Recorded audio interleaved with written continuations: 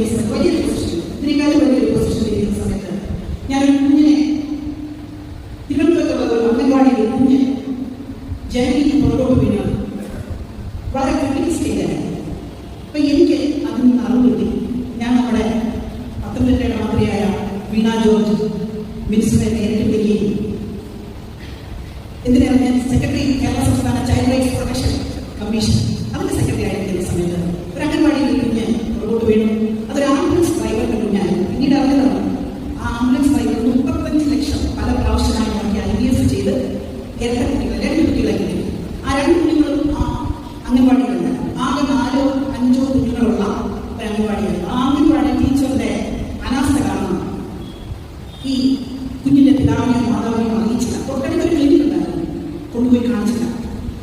ഈ പിതാവ് ഈ കുഞ്ഞു കുടിക്കുകയാണ്, എന്റെ തലയെ തലയിൽ മക്കളെന്തിനാ കുടിക്കുക, എന്ത് പറ്റി എന്ന് ചോദിച്ചപ്പോൾ തലയിങ്ങനെ ഉഴച്ചിരുന്നു. എന്താണ് കാര്യം വെച്ചപ്പോൾ കൂടെയുള്ള കുഞ്ഞിനെ ആ കുട്ടി വിൻഡോയെ കയറി വീട് കാണിച്ചു പോകുമ്പോൾ അങ്ങനെയാണ് മനസ്സിലാക്കുന്നത്. അപ്പൊ ആ ടീച്ചറിനെ വിളിച്ചപ്പോൾ അവർ മറന്നു പോയിരുന്നു. ഞാനതൊരു ചാനൽ വഴിയാണ് എൻ്റെ മകൾ ആ ചാനൽ ഇന്റേൺഷിപ്പ് ചെയ്യുമായിരുന്നു. എൻ്റെ മകൾ എന്നെ വിളിച്ചു പറഞ്ഞു, അമ്മ സെക്രട്ടറി ചൈൽഡ് റൈറ്റ്സ് കമ്മീഷൻ അല്ലേ, അമ്മ വരുമോ ഇവിടെ, ഇപ്പം ഞങ്ങളുടെ ചാനലുകാരെല്ലാവരും ഇപ്പോൾ വിവിധ ചാനലുകൾ അമ്മ വരുമോ? പിന്നെ പറഞ്ഞു എനിക്ക് അഡ്മിനിസ്ട്രേഷൻ മാത്രമാണ്.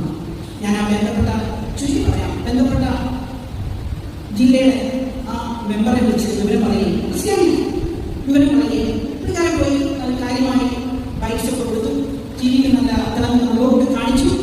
പക്ഷേ നെക്സ്റ്റ് ഡേ ഈ കുഞ്ഞിന്റെ നില വളരെ ഗുരുതരമായി. അപ്പോഴാണ് ഞാൻ ആ സമയത്ത് ഇടപെടാൻ തമ്പുരാനെ ഒരുക്കിയത്.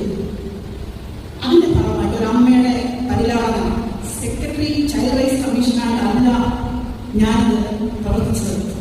21 വയസ്സുള്ള ചേതനയെ എൻ്റെ മകന്റെ ഡെഡ്ബോഡിയുടെ മുമ്പിൽ നിന്നുകൊണ്ട് ഞാൻ പറഞ്ഞു, പിതാവേ നീ തന്നു, നീ എടുത്തു, നിന്റെ നാമം മഹത്വമെടുക്കട്ടെ എന്ന് ഞാൻ പ്രാർത്ഥിക്കാനിടയായി. കേട്ടു നിന്ന ആൾക്കാർ എന്നോട് പിന്നീട് പറയുന്നുണ്ടായി.